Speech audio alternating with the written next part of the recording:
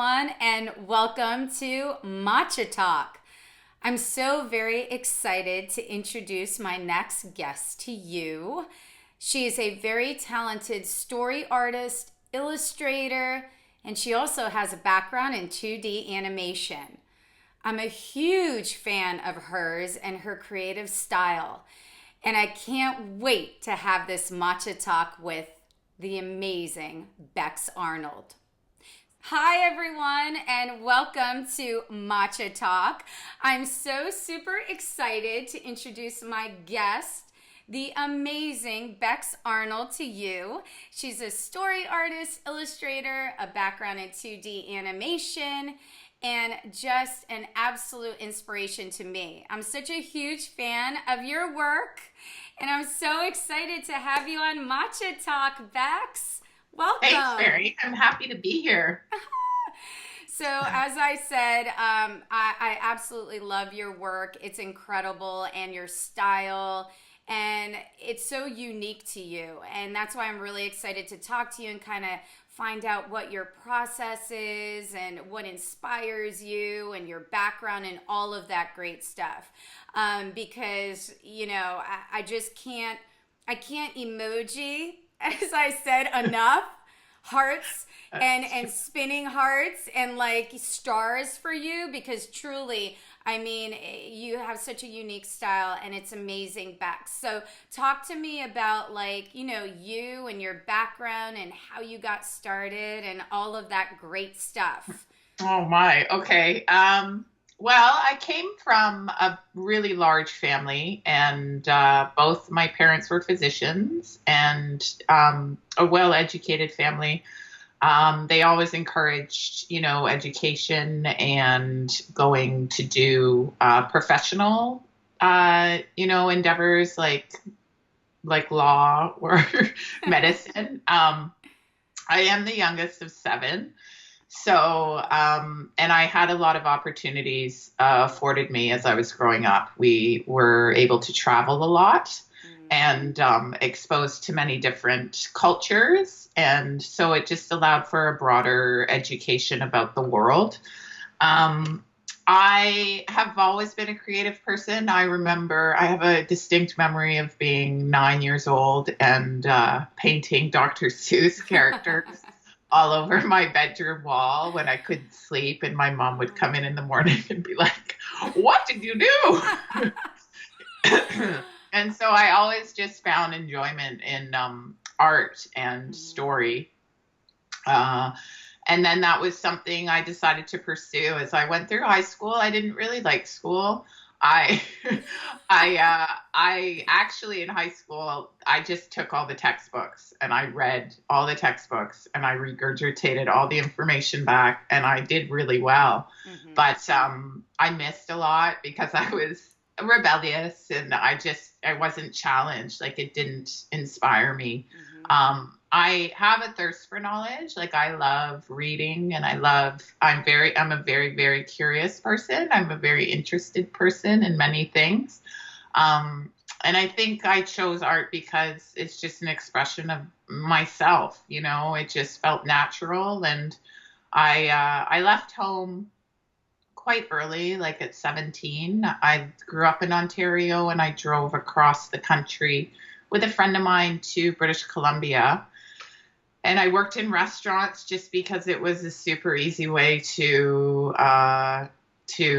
support myself. It was a very easy job. It was social. I was good at it. You could travel to an abundance of places with an abundance of money. And, Yes. And then a few years into that, I realized I wanted to go to art school. Now, the way that happened is I was living in Vancouver, and some personal issues came up for me. I had a bit of funny upbringing. It was a very well-to-do family, and we were very fortunate. It was a bit of an abusive environment. And so some of the not having dealt with that was manifesting itself in my everyday life, and it was proving to be a bit of a problem. So I went back to Toronto to try and resolve that. And in that time, I decided to go to art school. And excuse me. So I did a 3-year program at the time it was called Max the Mutt Animation School, but I believe now it's Max the Mutt College of Art and Design. And the director there, Maxine, she's a really tough, smart lady from New York. And she was all about women empowerment. She's like, there's not enough women in animation. And if you do this, that would be awesome. So I was like, yeah, because I kind of just started drawing in sketchbooks just because I enjoyed it as a hobby. And then I thought, oh, you could like do this as a job. Like, that's pretty cool. So I went to art school and then I moved back to Vancouver. The first time I had lived in Vancouver, I met my partner, Mark. He was a manager in one of the restaurants that I was working at. And him and I really connected. We lived in Toronto together, and then we moved back out to BC. But then we found that we were working the rat race, like 12-hour days, and then just not having really any connected time. We were, like ships passing in the night. Throughout our time together, we had traveled a lot down to Mexico. He actually introduced me to Mexico, and we traveled various areas. It's such a beautiful country, like it gets a lot of bad press, but the culture itself and the country itself are very vibrant and celebratory. And we decided just to pack up and drive down and move to Mexico. Wow. Just because of a Craigslist ad we saw for an apartment, So it was a huge deal. Like it was pretty crazy, but we did it, and it was fantastic. We spent 5 years there.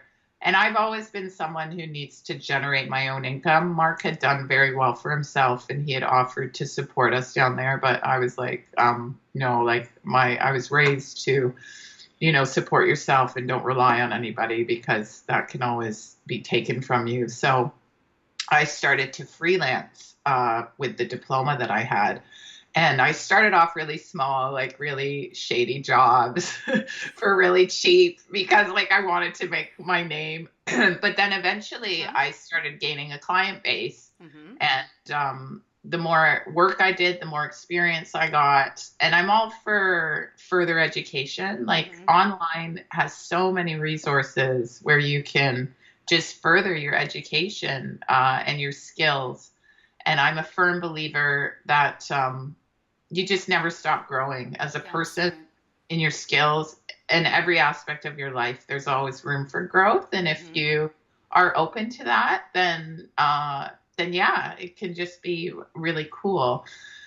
So we lived there for 5 years. I was doing quite well with the freelance, and the cost of living there is extremely low. So it was a really nice lifestyle. Like I was surfing every day and paddleboarding every day and in the sun. And I learned Spanish because you have to, and and then we decided that we were going to have a baby because we had been together for 15 years or 12 years at the time.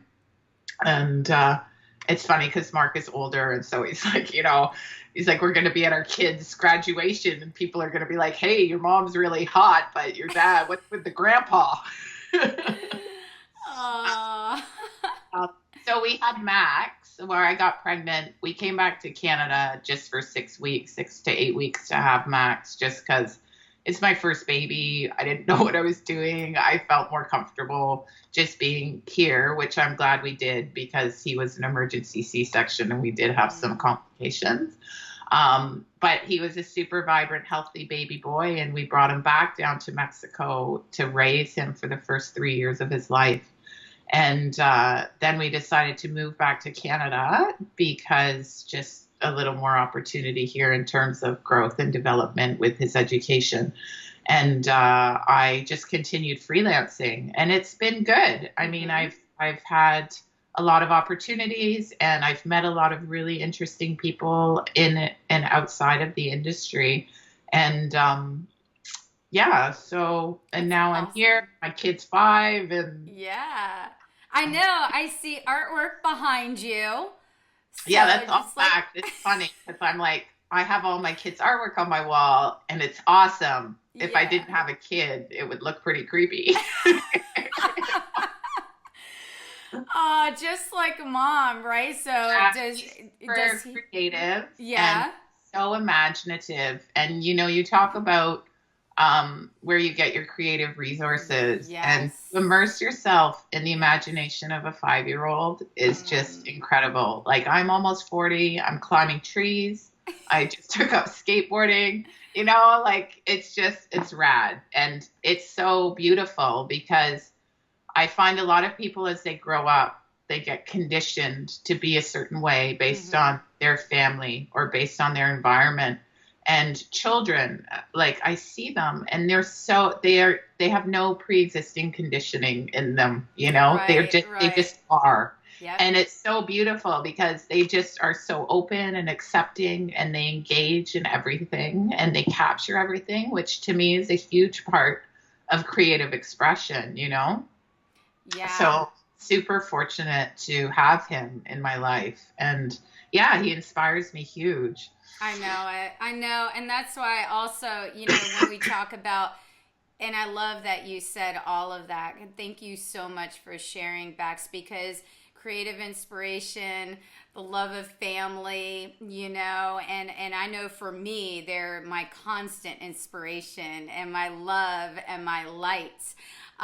Absolutely. And they're the joy that inspires me. And when you have that, your life is so full, you Yeah. know? And they don't have any doubts. Like, I was in my mind, like, for a while, been thinking about producing my own book, right? But I've always Yes. been going back in my head, will it work? It won't work. Can I do this? Will I be Mm. successful? And then my kid comes up Right. and he's like, Mama, I made a book. Like, he just sat down and did it and just poured out his expression and then stapled it together and then had this book. And I'm like, dude, I go, see, you just did, like, I'm like, you didn't have any of that mental The 20 garbage going questions. on in your head. You just did Yeah. it. And so in that respect, I'm like, yeah, okay, I got to be more like Max. Just jump into it. Do it. Exactly, just Yeah. do it. And I think that's super important as artists because we do like, and we were talking earlier, about courage to express yourself, to put it out there. It's so funny. Are people going to be like judgy McJudgies, like, oh, da, da, da. Well, yeah, because that's just in anything that you do. But when it's true to your voice and what you do and what you love, that's what's most important is that you are putting that creative voice out there, right? Which is really So, important, especially like I said, in this day and age, we really, really need more artistic views, creative views, inspiration, right? For me, I love when I get up in the morning, I have my coffee from my awesome coffee press, and I just am really grateful for just everything in my life and go on my computer and I look at all of this amazing art, right? That just gets me inspired for my day and just connecting with everyone, seeing what they're doing and, and giving to myself because I think that's the most important thing. And then also just being like, you know what, no matter what, I'm going to honor my voice, right? So it's so today, important. yes, And that's where, I mean, a lot of where people become innately successful is because they are following their own true passion and they're yeah, following their own voice. I think a lot of people get um, taken off course based on expectations put upon them, either from their parents or from mm-hmm. what society deems acceptable. Right, And then they lose a part of themselves trying to please what is appropriate, or what they feel is right rather than what actually feels right right, within them. right, And that's where the discord is. And I think some of the most successful people I've ever met, including my partner, is that he has always just gone based on himself, like based on yourself, and never mind what anyone else is doing. Right. And if you can capture that, and if you have the bravery to express it, then it can yield really successful results, But it's Absolutely. risky. It is risky because not everybody does that, No, they don't. And that's the thing too. And it's really great to have, my husband Jason is, the love of my life.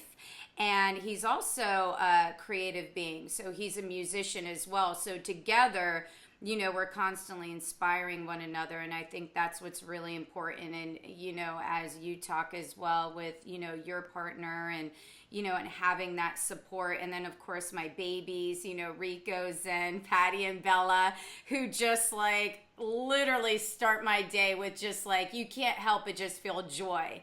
Right. Yeah. So just feel true joy. But the thing is, too, that it takes courage, but how wonderful to share what you have in your voice with other people. Is everyone going to love it? Well, you kind of hope so, right? You're like, oh, well, I hope they all love it. But, if they don't, that's okay. But it will connect, right? It will connect with someone somewhere. And with technology being the way that it is, you can literally connect to anyone anywhere in the world. I know, and it's incredible because people whom I've admired or revered as artists, like I've connected with them on social media, and I'm like, whoa, that's really cool, So you can get in touch with people who have inspired you and helped you on your journey. Yes. Who you would think, I would never meet you, or like I wouldn't even. Yeah, it's really good. I know. I was saying, like, you and me just having this conversation, right? I went from, who is this artist? She's incredible. I love everything she does, right? To getting to know one another, and now having you on my Matcha Talk series is just like, it's absolutely incredible because you truly are, and you're active, right? You skateboard, paddleboard, surf. I mean, like you're climbing trees. I mean, all of this. So, like, where do you get all of your energy, right? I've got my matcha. I've got it right here. I have one or two every day, right? So where do you get your energy, Bex? Like, talk to me. Like, how do you give to Bex, mom, artist, wife, all of these amazing things? Like, how does Bex nurture Bex? I take an hour a day for myself for meditation and yoga and journal writing and some form of physical exercise, whether it be rollerblading. I'm very physically active with my son. Like we go out bike riding and rollerblading and skateboarding.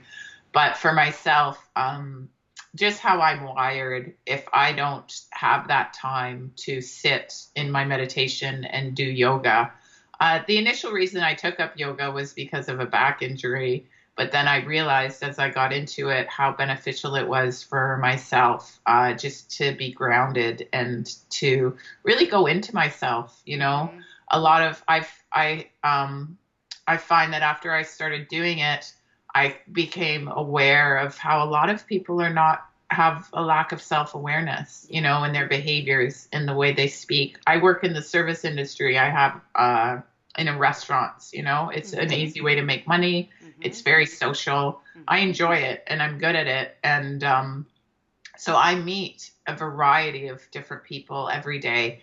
And everyone's beautiful in my mind, but you see a lot of people based on their experiences, how they are lacking in self-awareness because perhaps they don't take that time for themselves, or they don't invest that time in themselves. Like a mother who gives all her time to her children and her house and her, job. That's the human nature to give. But I think it's imperative that you take the time to give to yourself as well, so that you're able to better care for other people. Because the days that I don't sit in my meditation and do my yoga, I can be momster. Like I'm driving me crazy, you know? But if I go into an interaction with a child, like a very spirited 5-year-old, when I'm calm and I've had my own time, I connect with him differently. And then that yields to a different outcome in our relations, you know? Yes. So, so yoga is huge for me. Exercising, if I need some form of exercise to just make. I think you got that down. Yeah. It's funny because people think I'm like super athletically obsessed, but it's really for my own mental health. It's so that I feel good, you know, because I notice a distinct difference if I'm sedentary and I'm not doing anything. I'm kind of like, you know, I don't feel really inspired or good. And then when I go out and I do, even if it's only like 10 or 15 minutes of I've bought a new skateboard and I'm practicing down the parkway. Right. And it's funny because a European man saw me yesterday. He's like, I see you are a beginner. I was like, yeah. But, but after having done that, I feel, you know, I'm like, oh, I'm totally revitalized. So, right. Yeah. It's so true, Bex. And I think you touched on it, you know, spirituality, so important. Like for me, you know, I'm a Buddhist. So after you know, when I have my coffee, really the first thing is I give gratitude and I chant, right? So I do my daimoku, and everyone who practices, you know, my Buddhism, you know, knows that daimoku first, right? So we chant because that's my time, whether it's 5 minutes or 10 minutes, to just connect to my life and, you know, and then start my day. And then do some yoga, get on my bike, whatever it is, because really your health is most important. And I always say this, you know, you have to take care of your health, your well-being, so that you fill your cup so that you can give to everybody else. Absolutely. Right? You have to do that. And as an artist, you know, and all of those wonderful things that you are, in order for you to give to your art and to your family and to yourself, you have to take that time for you. For sure. Yes. And I think a lot of people, you know, you wake up and you go through the motions, and it's a very simple task to invest in yourself, but it can very easily be put to the wayside because your innate desire is to help or support other people, you know? Yeah. But I think it's super important to be selfish first and then be like, okay, now I can be selfless because I'm all good. Right. You know? I'm full. Yeah. I'm full. I'm full. Yeah. Very full. Even if today I'm like that full, at least I filled a little bit, you know what I mean? Because you have to. Some days I joke, you know, I got my matcha, my power nap, I'm good. I'm good to go. You know what I mean? Because we're really busy. We have so much going on at the same time. Really, really a lot of stuff. And what I want to know from you, because like you've had and have this amazing full life, what's like a point of inspiration or something that you can share with other artists, or maybe something valuable that you learned that will, you know, for those artists out there who are kind of inhibited or quiet or maybe don't want to share too much, what's something that you can say to them to kind of get them out and, you know, and give them that creative courage? I think that, and this might sound kind of, you know, I don't know if you've seen Saturday Night Live with Stuart Smalley, and he sits in a mirror and he says, I'm good enough, I'm smart enough. Yes, and people like me, right? I think that a lot of people who are expressing themselves from a very personal and deep place will feel vulnerable and will feel apprehension in sharing that with other people, because it does open you up to vulnerability and it does open you up to criticism and other people's points of view. I think that if you tell yourself, affirm for yourself every day that you are enough and that what you do, as long as what you're doing comes from your heart, and it doesn't hurt anybody, and it's a true expression of you, then you have to have faith in that. You know, I'm not a religious person. think that there are very many different theologies. I am all for the common experience of the human experience. And I think that to express oneself fully from their own desires and heart is super important, but it can be frightening, because you want to know that everything that you're expressing or everything that you're feeling is okay, right? Yeah. But I would advise that everyone feels that way, to a certain degree. Like I have met some of the most successful people in business and art who you would look at them and you think, nothing phases them.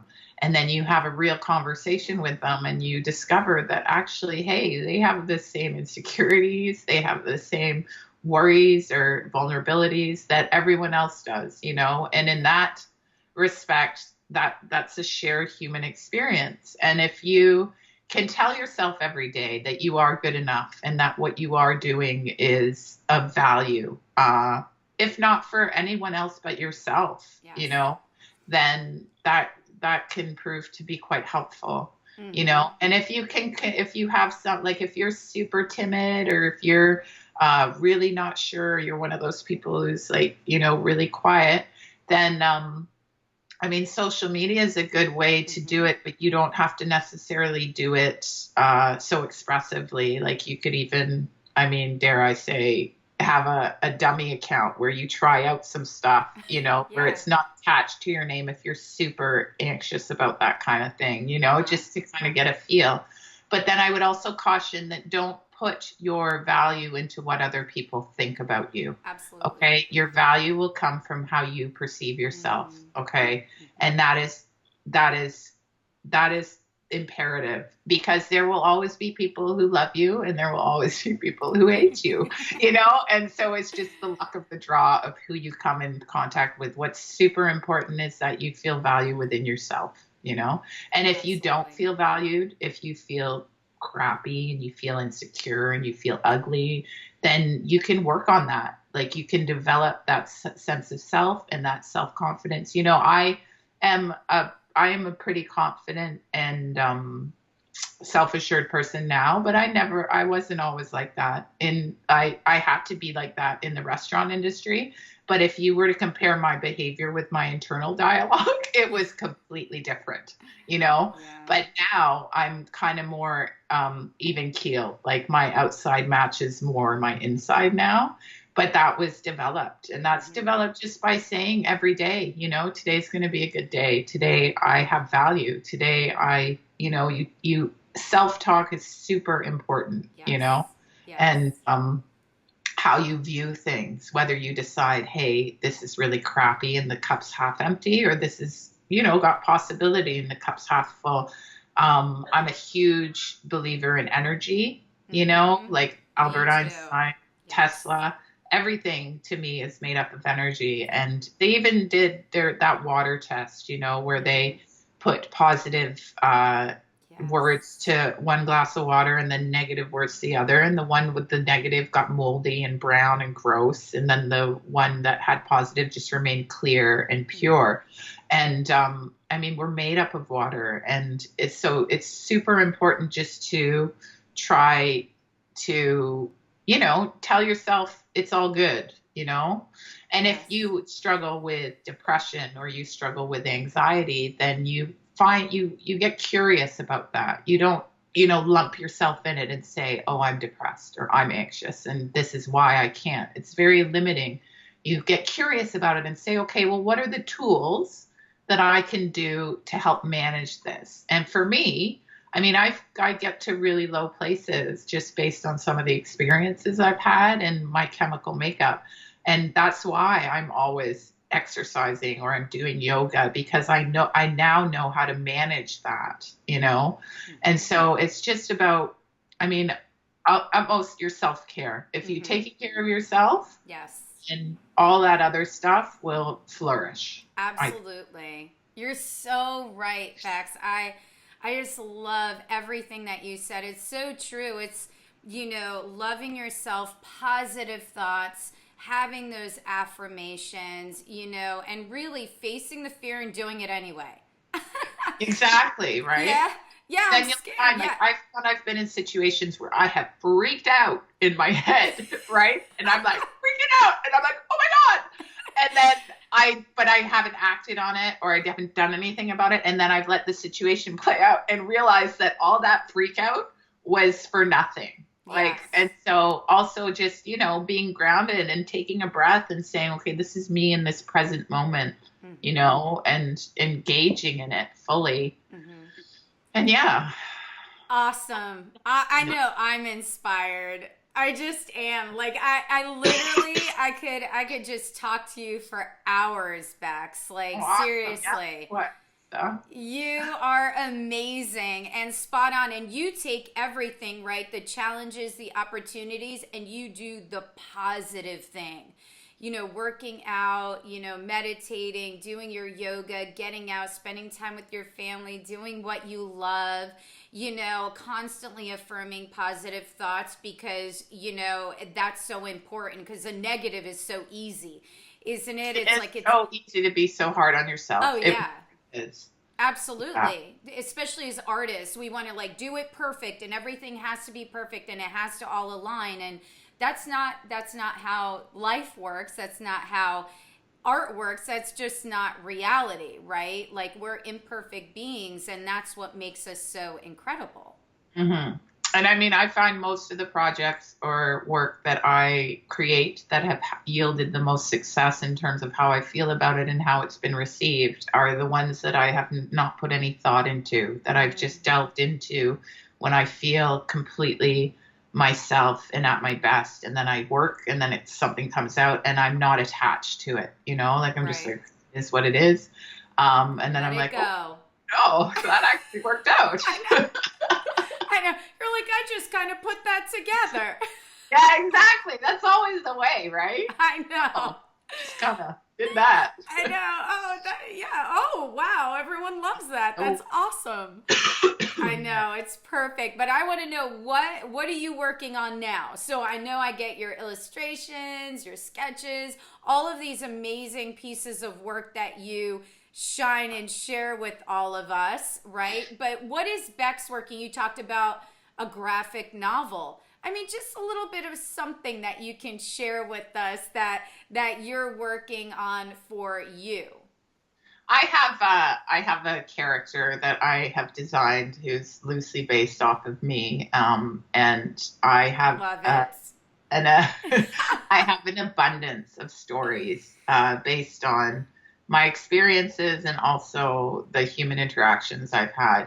I've had pretty heavy experiences. Like, I have not really perceived it as so until I actually have recently shared some of my stories with people, and they're like, and I'm like, oh, so that, and I'm like, oh, so that seems kind of crazy to you, right? And I'm like, okay, because that's just been my experience, right? Yeah. But, and so I've, through those experiences and through all that stuff, I've gained a lot of insight to life and human behavior, and also how I see and express myself in the world.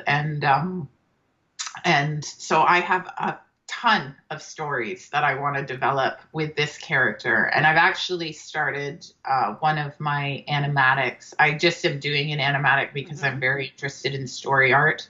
And the work I'm doing right now for revenue is storyboards for TV and commercials and such. But I haven't, and I've done like storyboards for my own animation, but this animatic and these story panels I'm developing is just, I'm so excited about it. I'm so excited too.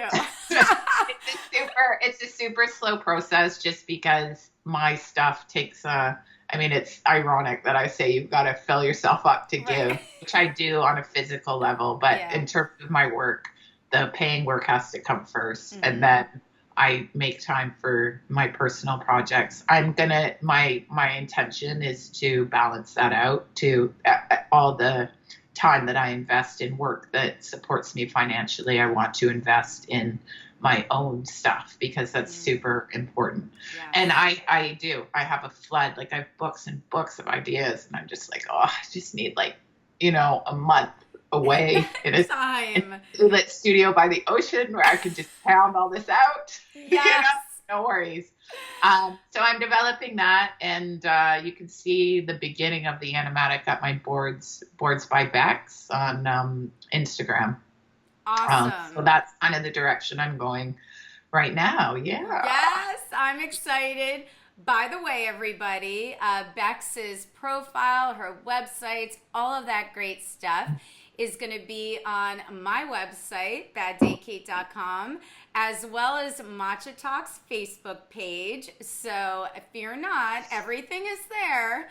I'm just so excited to have had you on, Bex, and thank you so much for sharing. Well, Mary, I really appreciate you reaching out to me, and you have a really awesome energy. And yeah, I feel super grateful to have met you and also been asked. I was like, oh, this is good. For right now. Yeah, I was like, Bex Arnold, she's on the guest list right there. Women in Art Wednesdays for sure. I was like, yes. And I'm just like super excited because you inspire me. And, and I know that everyone who knows you, is inspired by you as well. So I just want to say I'm so excited to see your animatic. I can't wait to see more. You know me, heart, swish heart. Awesome. And that's the aspect of technology, like I've never met you, but I feel like I know you, and I'm like, oh, this is a soul sister, because I'm super all about the emojis and spreading the positive energy, and a lot of, sometimes it can be too much, but then I spell your emojis. I'm like, yes, she's totally on my plane. We speak emoji, definitely. Yeah. I know, it's the best, and I love chatting with you. I love your work, Bex, and just keep being you, keep inspiring us, and go enjoy your day with your beautiful family, and and keep me posted. I know that you do as you continue on with your work that you are bringing in your character, who I'm sure is going to be so awesome. I'm going to see her in a tree. I'm going to be like, yes, you are. She's skateboarding right now. So I'm going to let you go and board and do what you love, Bex. And thank you so much for joining me in my Matcha Talk. And you're amazing. And thank you. Thank you, Mary. Thanks. It's been, you're easy to talk to, and I appreciate you reaching out for sure. Thank you. I could do this all day. Just spend the entire afternoon with you. Let's go climb some trees. Yeah, let's do it. Have a great day, Bex. Thank you so much. Okay, you too, sister. Thanks so much. Thank you. Hello, everyone, and thank you for joining me on this episode of Matcha Talk with the amazing Bex Arnold. I hope that you all are as inspired as I am. And you can see more of Bec's work on my website, baddaycake.com, and Matcha Talk's Facebook page. Definitely check her out. She is one of the most amazing artists that I know and an inspiration to me. So, everybody, go and grab your matchas. And remember, do what you love and love what you do.